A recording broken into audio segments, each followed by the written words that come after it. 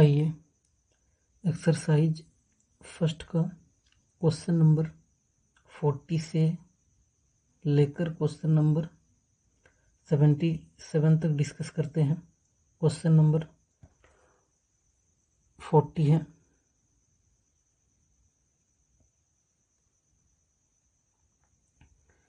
The rate constant is numerically the same for three reactions of first, second and third order respectively.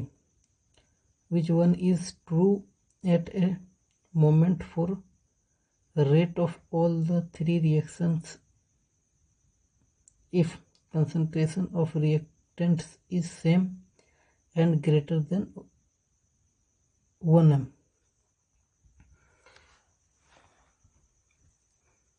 तो देखिए 3 order हैं।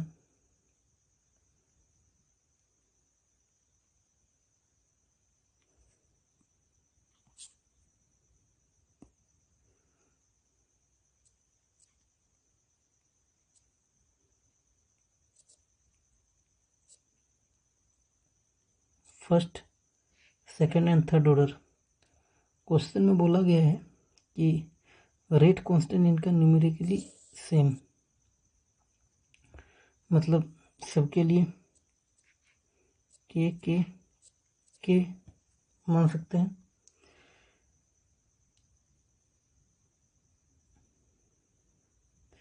और देखिए concentration of reactants ये भी आपको सेम लेना है, ये भी same and greater than 1 m मानना है। मान लेते हैं कि सभी के लिए कंसंट्रेशन 2 m मानते हैं, तो इसके लिए कंसंट्रेशन क्या होगा 2 m, इसके लिए कंसंट्रेशन क्या होगा 2 m और इसके लिए कंसंट्रेशन क्या होगा 2 m, क्योंकि कंसंट्रेशन भी सेम बोला गया है।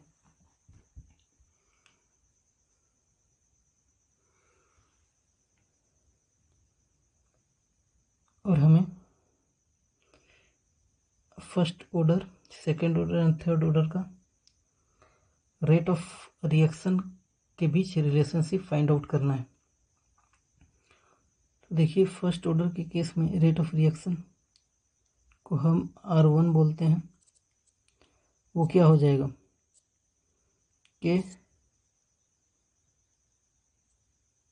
कंसंट्रेशन, चूँकि फर्स्ट ऑर्डर है तो कंसंट्रेशन का पावर 1 आ जाएगा। इसी तरह rate of reaction second order के लिए R2 बोलते हैं, तो इक्वल टू के कंसंट्रेशन। अब देखिए चूँकि ऑर्डर 2 है तो कंसंट्रेशन के पावर में 2 आ जाएगा, तो 2। इसी तरह ऑर्डर थर्ड के लिए रेट ऑफ रिएक्शन R3 बोलते हैं। वो क्या हो जाएगा R3 इक्वल टू के कंसंट्रेशन, चूँकि ऑर्डर 3 है तो पावर 3 आ जाएगा। तो R1 का वैल्यू क्या निकलेगा R1 इक्वल टू के कंसंट्रेशन को हमने 2 माना है 2, R2 क्या हो जाएगा के कंसंट्रेशन को 2 माना है तो 2 का स्क्वायर, R3 क्या हो जाएगा के इंटू 2 का पावर 3। तो यहाँ से देखिए R1 जो आ रहा है वो 2 के आ रहा है, और R2 जो आएगा देखिए 2 का स्क्वायर यानी 4, यानी ये क्या आएगा 4 के आएगा, और R3 जो आएगा 2 का क्यूब यानी 8, यानी 8 के आएगा। तो आप क्लियरली देख सकते हैं कि R3 सबसे ज़्यादा है, फिर R2 है, फिर R1 है। तो रिलेशन क्या आ रहा है R3 ग्रेटर है R2 से और R2 ग्रेटर है R1 से। ये रिलेशन होगा।